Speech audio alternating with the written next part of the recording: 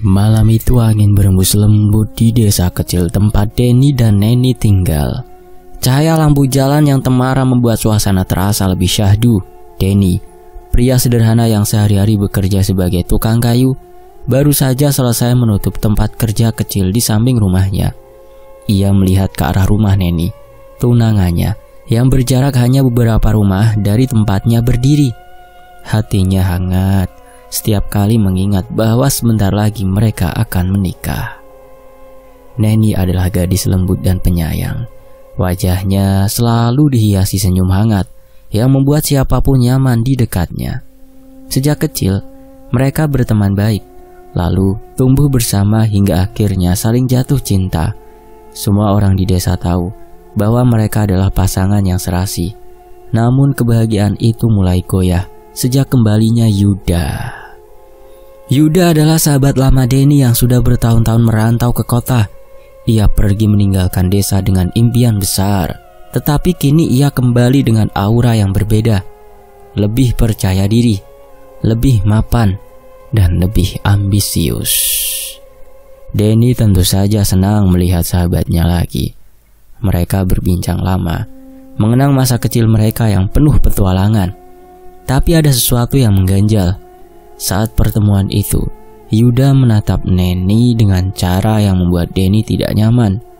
Ada sesuatu di matanya, sebuah binar yang berbeda, seolah menyimpan rahasia yang tak bisa ia ungkapkan. Beberapa hari berlalu, dan hubungan mereka bertiga semakin akrab. Yuda sering datang ke rumah Denny, bercanda, berbagi cerita, bahkan membantu Denny di tempat kerjanya. Setiap kali Yuda datang, Neni selalu menyambutnya dengan antusias. Awalnya Denny tidak terlalu mempermasalahkan, tapi lama-kelamaan ia mulai merasa ada yang aneh. Neni yang biasanya hanya berbicara secukupnya dengan Yuda, kini lebih banyak tertawa saat berada di dekatnya.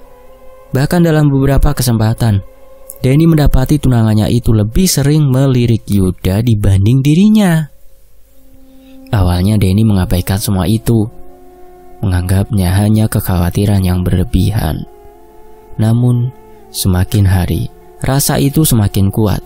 Ia memperhatikan bagaimana Neni tampak lebih berbinar ketika berbicara dengan Yuda. Bagaimana ia sering melirik pria itu dari sudut matanya. Bagaimana perhatiannya perlahan bergeser dari Denny. Di sisi lain, Yuda juga mulai menunjukkan tanda-tanda yang mencurigakan. Tatapan matanya pada Neni bukan lagi sekedar tatapan biasa. Ada ketertarikan yang jelas di sana. Sebuah hasrat yang tak bisa ia sembunyikan.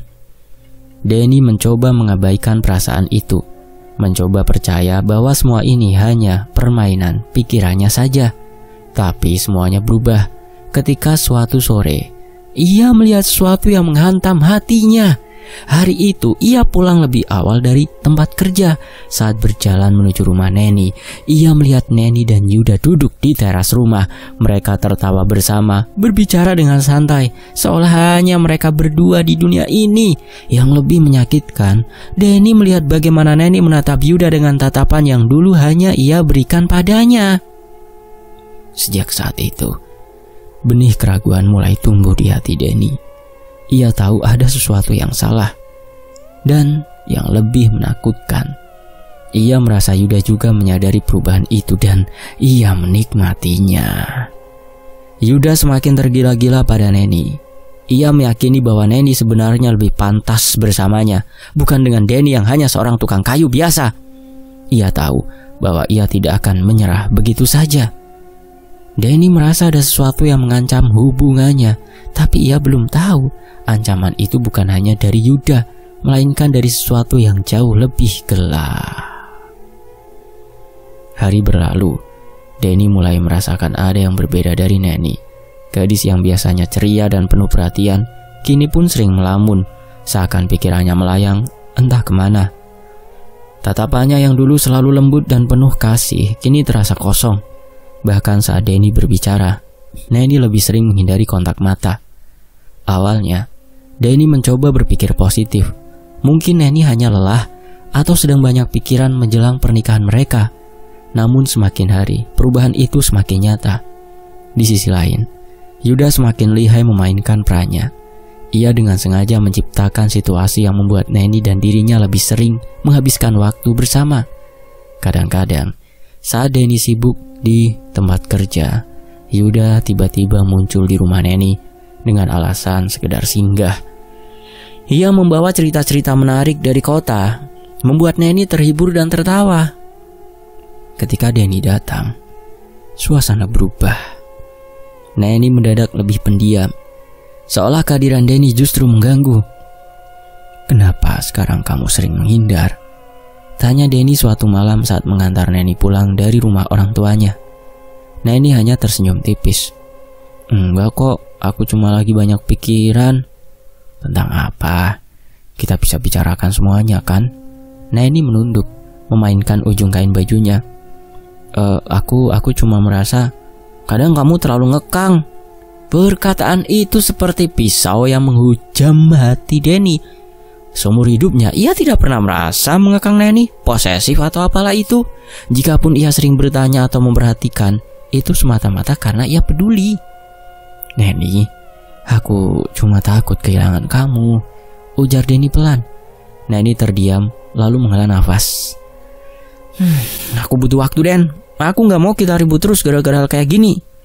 Denny tak bisa berkata apa-apa lagi. Yang ia tahu, ada sesuatu yang perlahan menjauhkan mereka, dan ia mulai yakin Yuda adalah penyebabnya. Sementara itu, Yuda semakin yakin bahwa Neni adalah takdirnya. Denny tak pantas memiliki perempuan sebaik Neni. Ia ingin Neni untuk dirinya sendiri, tapi bagaimana caranya? Jawaban itu datang dari seorang teman lama yang ia temui secara tak sengaja di warung kopi. "Kalau sampean beneran suka sama cewek itu, kenapa nggak pakai cara lain?" ujar temannya sambil menyeringai. "Hah? Cara lain?" Yuda mengangkat alis. "Di kecamatan sebelah tuh ada orang pinter, dukun. Dia bisa membantu sampean dapetin siapapun yang sampean mau, selama sampean berani bayar mahar dan konsekuensinya." Yuda terdiam. Dalam hatinya ia tahu ini salah. Tapi jika itu satu-satunya cara untuk memastikan Neni menjadi miliknya, kenapa nggak dicoba? Malam itu Yuda tidak bisa tidur. Pikirannya terus dipenuhi bayangan Neni. Wajahnya, senyumnya, suara tawanya, hawa di dekatnya, wanginya. Dan di dalam hatinya ada suara lain yang berbisik, membisikkan godaan yang semakin sulit ia tolak. Akhirnya ia membuat keputusan. Malam itu, langit gelap tanpa bulan. Angin berhembus dingin, membawa aroma tanah yang basah, yang bercampur dengan bau dupa.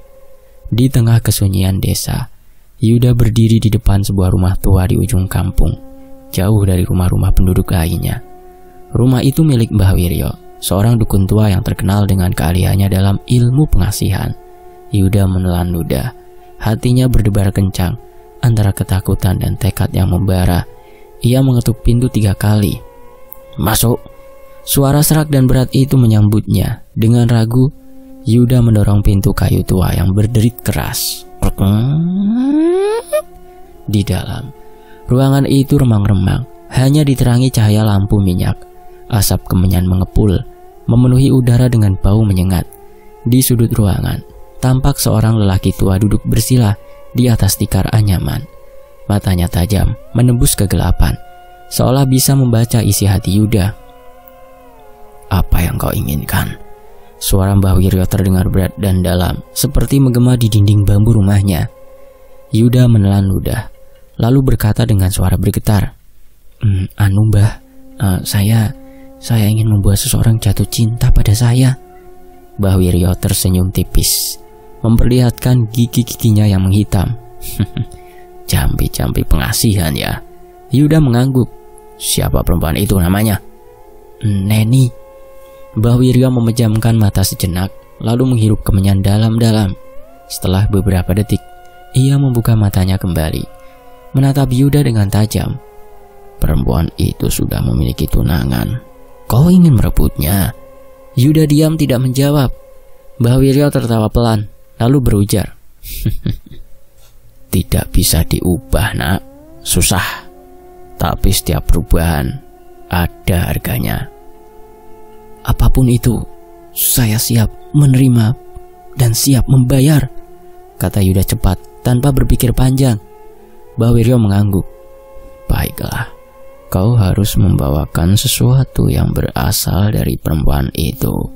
Rambut, potongan kuku, atau barang pribadinya yang sering ia gunakan, pakaiannya. Yuda berpikir keras. Seingatnya Neni pernah meminjam jaketnya beberapa waktu lalu. Jaket itu ada di rumahnya dan mungkin masih ada helaian rambut Neni yang tersangkut di kerahnya. Baik Mbah, saya akan membawanya besok, kata Yuda mantap. Mbah Wiryo tersenyum puas. Bagus, setelah itu kita akan lakukan ritualnya. Keesokan harinya Yuda kembali ke rumah Mbah Wiryo membawa jaket itu. Ia sudah menemukan beberapa helai rambut Neni yang menempel di dalamnya. Mbah Wiryo mengambil rambut itu lalu meletakkannya di atas sebuah kain hitam. Ia mulai merapal mantra dalam bahasa Jawa kuno. Suaranya lirih namun menusuk telinga. Kau harus siap, ujar Mbah Wiryo setelah selesai mengucap mantra. Malam ini aku akan melakukan ritualnya. Kau pulanglah dulu dan jangan keluar rumah setelah matahari terbenam. Apapun yang terjadi, jangan bersuara. Yuda hanya mengangguk. Meskipun dalam hatinya ada sedikit keraguan, namun keinginannya untuk memiliki Neni seutuhnya lebih besar daripada ketakutannya. Malam pun tiba. Yuda duduk di kamarnya, mencoba memejamkan mata. Tetapi pikirannya gelisah. Tiba-tiba angin bertiup kencang dari jendela yang sedikit terbuka. Padahal tidak ada angin di luar. Lalu terdengar bisikan halus di telinganya. Jantungnya hampir berhenti. Suara itu begitu jelas, seperti ada seseorang yang berbisik tepat di sampingnya. Yuda mencoba mengabaikannya.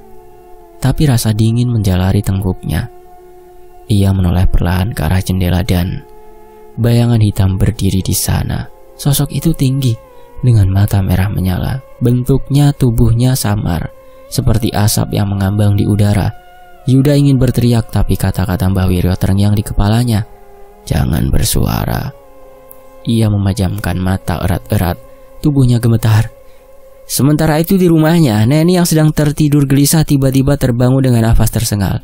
Jantungnya berdebar kencang dan kepalanya terasa berat.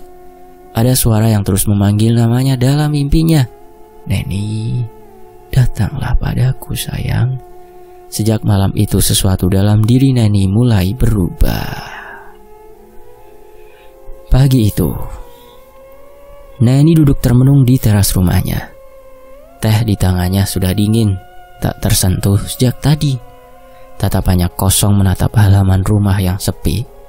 Perasaan aneh menggelayut di dadanya. Ada sesuatu yang berubah dalam dirinya. Sesuatu yang membuatnya merasa muak setiap kali memikirkan Denny. Padahal baru kemarin ia masih tersenyum saat berbicara dengannya. Tapi pagi ini, mendengar suara Denny saja, sudah cukup membuat kepalanya pening. Kenapa aku jadi begini? Gumamnya lirih. Sejak beberapa hari terakhir, ia mulai sering mengalami mimpi-mimpi aneh. Dalam tidurnya, selalu ada sosok tak terlihat yang memanggil namanya. Suara itu terdengar lembut, tapi juga penuh tuntutan. Neni, datanglah padaku. Ia tak tahu kenapa, tapi suara itu terasa begitu familiar, seolah berasal dari seseorang yang dikenalnya. Sementara itu Denny memperhatikan perubahan sikap Neni dengan hati yang was-was. Neni bukan lagi perempuan yang lembut seperti biasanya padanya. Ia sering menghindar, selalu tampak gelisah, dan tatapannya kosong. Pagi ini Denny berusaha menemuinya di depan rumahnya. Namun begitu ia mendekat, Neni segera beranjak masuk ke dalam rumah tanpa menoleh sedikit pun. Neni, panggil Denny, mencoba menghentikannya. Neni berhenti sejenak, tapi tak menoleh. Aku capek deh nah, besok aja kalau mau ngobrol, katanya tanpa ekspresi lalu menutup pintu. Denny menghela nafas panjang. Ini bukan pertama kalinya Neni bersikap dingin padanya. Ia merasa ada sesuatu yang salah, tapi tak tahu apa. Di sisi lain, Yuda semakin percaya diri. Ia melihat perubahan sikap Neni sebagai tanda bahwa jambi-jambi Mbah Wiryo bekerja dengan sempurna. Ia sering mengunjungi rumah Neni dengan alasan ingin berbincang santai. Anehnya, Neni tak pernah menolak kehadirannya. Ia bahkan terlihat nyaman saat berbicara dengan Yuda, sesuatu yang dulu tak pernah terjadi saat Denny ada di dekatnya. Sore itu, mereka duduk di bangku panjang di depan rumah Neni. "Kamu kelihatan pucat," kata Yuda, memperhatikan wajah Neni yang semakin hari semakin tampak lelah. Neni menghela nafas. "Aku gak tahu kenapa, aku sering gak nafsu makan. Tidur pun selalu mimpi buruk." Yuda tersenyum tipis. Ia tahu betul kenapa Neni mengalami semua itu. Itu adalah efek dari jambi-jambi yang diberikan Mbah Wiryo. "Kalau kamu butuh teman cerita, aku selalu ada kok," ujar Yuda lembut. Neni tersenyum samar. "Makasih Yud, aku ngerasa lebih nyaman kalau ngobrol sama kamu." Di sudut jalan, Denny yang baru saja pulang dari bekerja melihat mereka berdua. Hatinya mencelos. Ia tak bisa lagi menutupi kenyataan bahwa Neni kini lebih dekat dengan Yuda dibanding dirinya, yang notabene-nya sebagai tunangan yang sah. Ada sesuatu yang tidak wajar dalam semua ini. Denny memutuskan untuk mencari tahu lebih dalam tentang Yuda yang baru pulang di kampung ini, sahabatnya sendiri. Malam itu ia menemui beberapa teman lama mereka yang mengenal Yuda sebelum ia merantau. "Yuda, dulu sih biasa aja," kata salah seorang temannya. "Tapi pas dia balik dari perantauan, banyak yang bilang dia berubah." "Berubah gimana?" tanya Denny. Temannya menggeleng. "Entahlah, orang-orang cuma bilang dia sekarang sering dekat sama orang-orang yang ya agak aneh gitu." Denny semakin curiga. Ada sesuatu di balik semua ini dan ia bertekad untuk mencari tahu sebelum semuanya terlambat. Malam itu, Denny duduk di beranda rumahnya dengan pikiran berkecamuk. Ia tak bisa lagi mengabaikan perubahan sikap Neni yang semakin aneh. Yang lebih mengganggunya adalah Yuda, yang tiba-tiba menjadi begitu dekat dengan tunangannya. Denny memutuskan untuk mencari tahu lebih dalam tentang Yuda. Ia mendatangi beberapa orang di kampung yang mengenalnya sebelum merantau. Salah satunya adalah Pak Rahman, seorang pria tua yang sering mengamati perubahan perilaku orang-orang di desa. "Pak, saya mau tanya soal Yuda. Dulu dia orangnya gimana sebelum merantau?" tanya Denny, mencoba terdengar santai. Pak Rahman menghela nafas panjang. "Dulu ya Yuda biasa aja, Den. Tapi pas dia balik dari perantauan, banyak orang ngomongin dia. Katanya dia suka datang ke rumah seseorang di ujung kampung, rumahnya Mbah Wiryo." Denny mengernyit. "Hah? Mbah Wiryo? Siapa dia?" Pak Rahman menatapnya dengan sorot mata serius. "Orang tua yang dikenal bisa main ilmu hitam, pengasihan-pengasihan gitu. Banyak kok yang datang ke sana buat cari pengasihan, urusan lancar, usaha jaya, sukses, bahkan buat ngerusak hidup orang lain." Jantung Denny berdegup lebih kencang. "Maksudnya Yuda pernah ke sana?" Pak Rahmat mengangguk pelan. "Ya, gosipnya begitu, tapi tidak ada yang tahu pasti dia ngapain di sana." Kecurigaan Denny semakin kuat. Ia merasa ada yang tidak beres dengan Yuda dan hubungannya dengan Neni. Denny akhirnya mendatangi Ustadz Rohmat, seorang pemuka agama di kampung mereka. Ia menceritakan semua yang terjadi termasuk perubahan sikap Neni yang semakin aneh. "Saya takut Ustadz, Neni seperti bukan dirinya sendiri lagi," ucap Denny dengan nada putus asa. Ustadz Rahmat mengangguk pelan. "Bisa jadi ada sesuatu yang mengganggu dirinya, Den. Kalau memang ada pengaruh ilmu hitam, kita harus berhati-hati." Pak Ustadz, apa saya boleh minta bantuan sampean Pak buat mengamati Neni?" "Tentu, tapi kamu juga harus kuat. Godaan dari ilmu semacam ini tidak bisa dianggap sepele, Den." Malamnya, Denny mengalami mimpi aneh. Dalam mimpi itu, ia berada di sebuah ruangan gelap. Udara terasa lembab dan berbau anyir. Dari sudut ruangan, muncul sosok hitam tinggi yang perlahan mendekatinya. "Lepaskan Neni!" Suaranya terdengar berat dan menggema di seluruh ruangan. "Dia bukan milikmu lagi. Pergilah sebelum kau menyesal." Denny mencoba berteriak, tapi suaranya tertahan di tenggorokan. Ia merasa tubuhnya membeku, tak bisa bergerak. Sosok itu semakin dekat hingga ia bisa merasakan nafasnya yang dingin di lehernya. saat Denny terbangun. Keringat membanjiri tubuhnya. Dadanya naik turun cepat, nafasnya tersengal. Ia tahu ini bukan mimpi biasa. Keesokan harinya, kondisi Neni semakin buruk. Ia sering melamun, berbicara sendiri, dan menangis tanpa alasan yang jelas. Wajahnya semakin pucat, tubuhnya semakin lemas. Dan yang bikin sakit hati, Neni selalu menyebut-nyebut nama Yuda. Denny tak tahan lagi. Ia akhirnya menemui Yuda secara langsung. Di warung kopi dekat pasar, mereka duduk berhadapan. Mata Denny tajam menatap sahabat lamanya itu. "Apa yang sebenarnya kamu lakuin ke Neni, Yud?" tanyanya tanpa basa-basi. Yuda hanya tersenyum tipis. "Maksudmu apa sih, Den?" "Alah, jangan pura-pura bego. Aku tahu kamu ke rumah Mbak Wiryo. Aku tahu kamu ngelakuin sesuatu ke Neni." Alih-alih panik atau merasa bersalah, Yuda malah tertawa pelan. "Kamu terlalu banyak mikir, Den," katanya santai.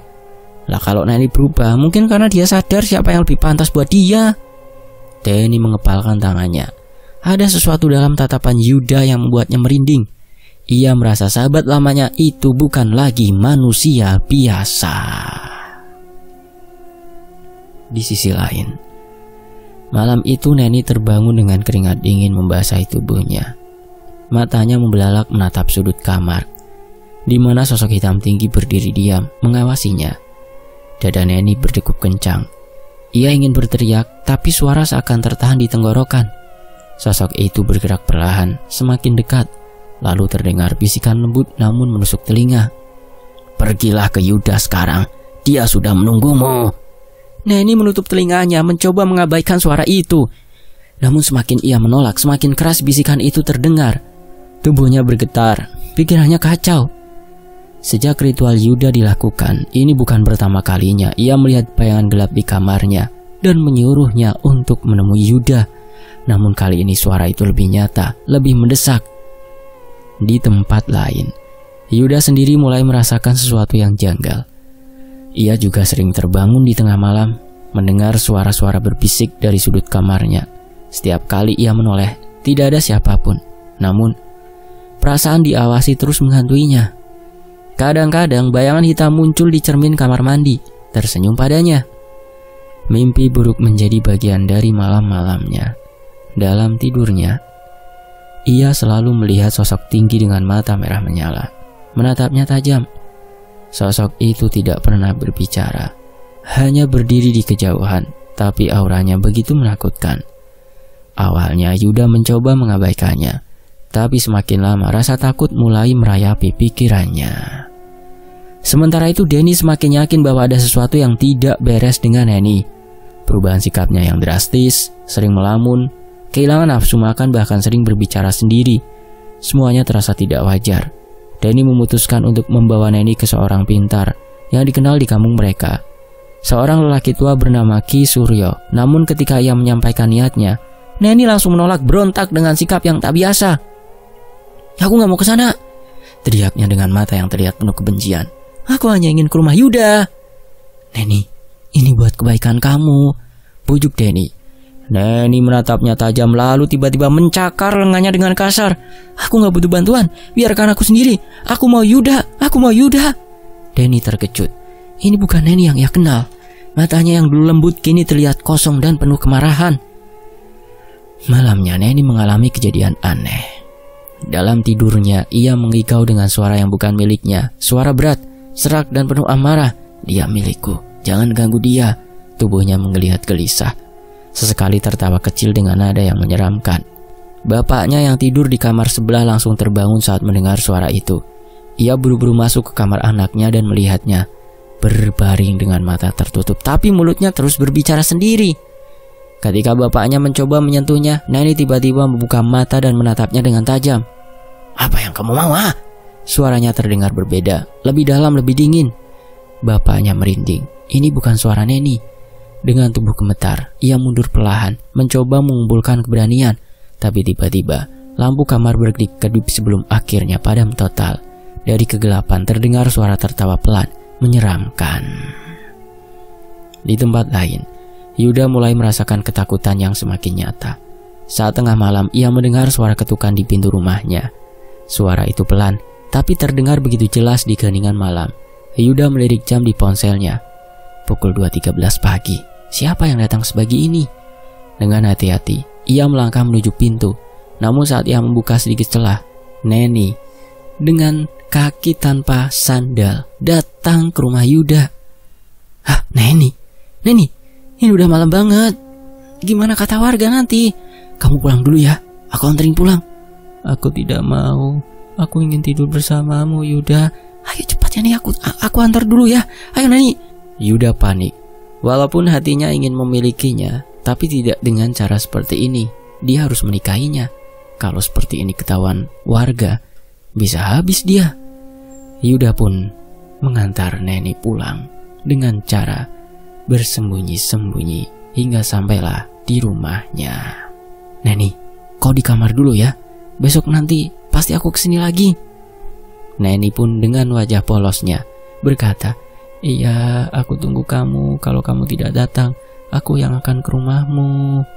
Denny tak lagi bisa diam. Ia akhirnya mendatangi seorang kiai bernama Kiai Sulaiman, seorang tokoh agama yang dikenal mampu mengobati gangguan gaib.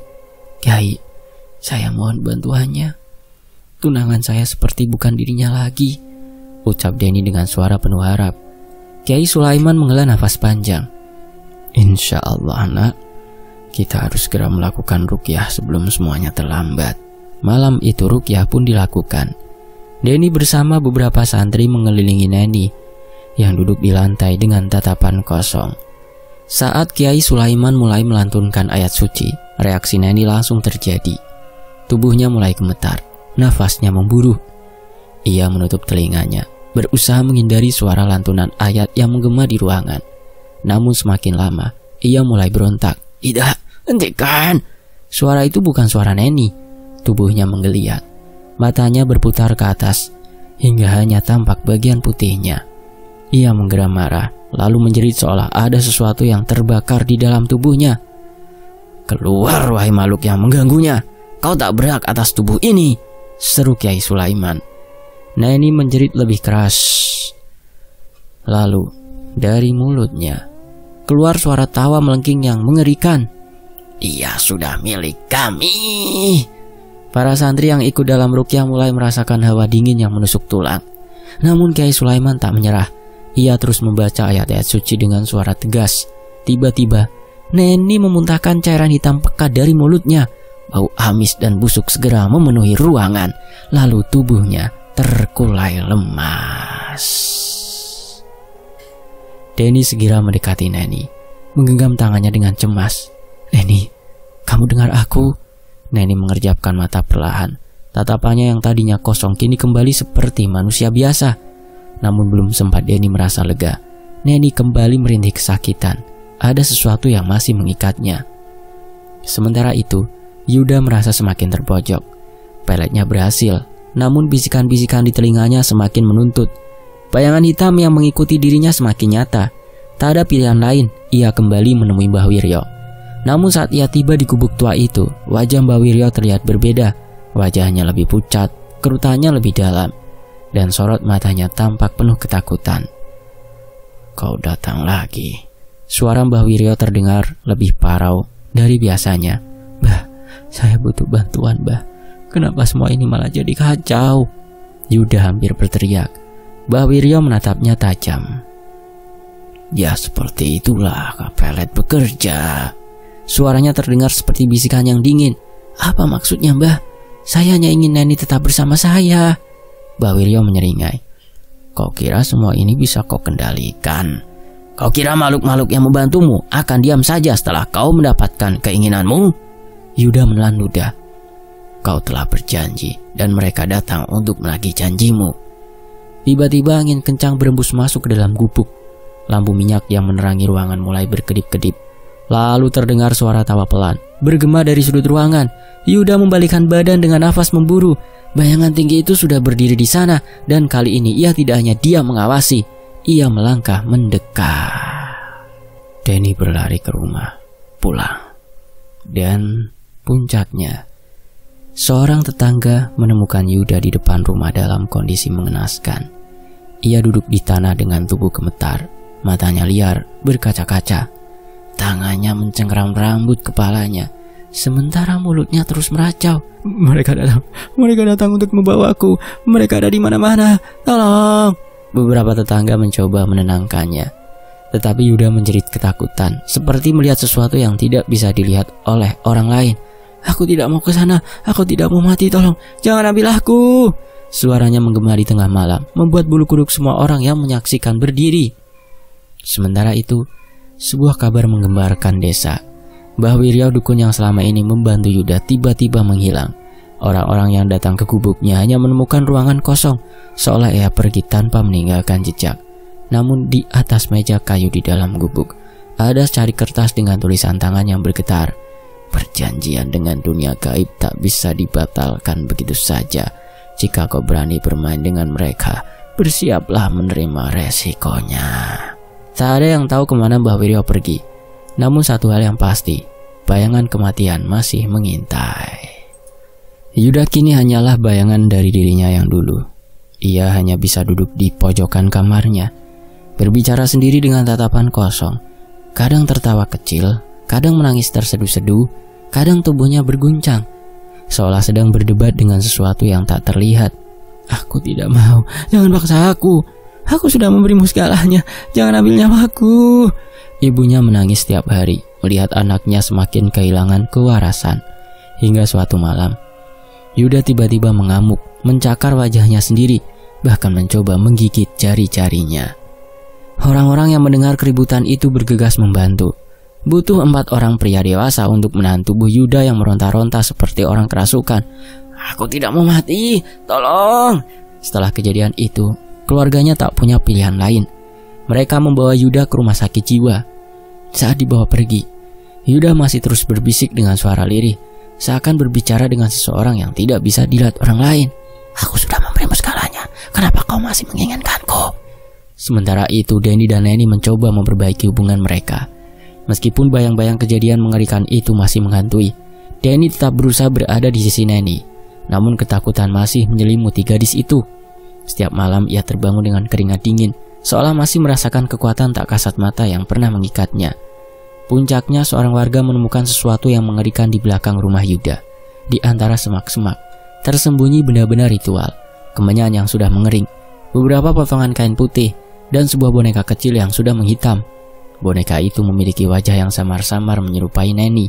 Saat melihatnya, tubuh Neni gemetar hebat. Aku benar-benar sudah dijampi-jampi, bisiknya. Suaranya bergetar. Denny segera meraih tangannya, menggenggamnya erat. Semua sudah berakhir, Neni. Kau selamat sekarang. Meskipun trauma itu masih tertinggal di hati Neni, ia bersyukur.